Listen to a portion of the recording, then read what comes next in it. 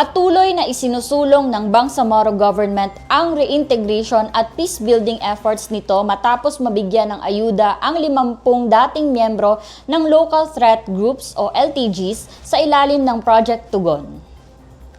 Tumanggap ng ikalawang tranche ng cash at food assistance ang 50 benepisyaryo ng Project Tugon Batch 2026 sa isinagawang distribution activity sa Cotabato City noong May 14. Bawat benepisyaryo ay pinagkalooban ng tigsa 10,000 pisong cash assistance at grocery packages bilang bahagi ng patuloy na suporta ng Bangsamoro government sa mga dating miyembro ng LTGs at conflict-affected individuals na sumasailalim sa reintegration process. Layunin ng programa na tulungan ang mga benepisyaryo na makapagsimulang muli ng mapayapa at produktibong pamumuhay habang hinihikayat silang maging aktibong katuwang sa community building at development initiatives sa kanilang mga lugar.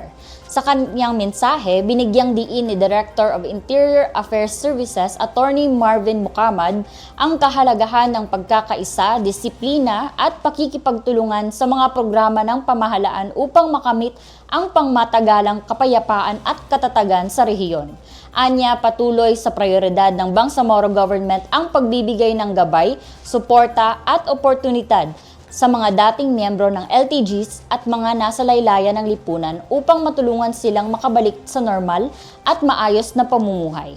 Samantala, sinabi naman ni PLT Julito E. Gonzales na higit pa sa simpleng financial assistance ang layunin ng Project Tugon dahil nagsisilbi rin itong tulay upang maibalik ang dignidad, kumpiyansa at pag-asa ng mga benepisyaryo. Nagpahayag din ng buong suporta ang Armed Forces of the Philippines at Philippine National Police sa mga reintegration initiatives ng Bangsamoro government bilang bahagi ng pagsusulong ng kapayapaan, seguridad at inclusive development sa BARMM.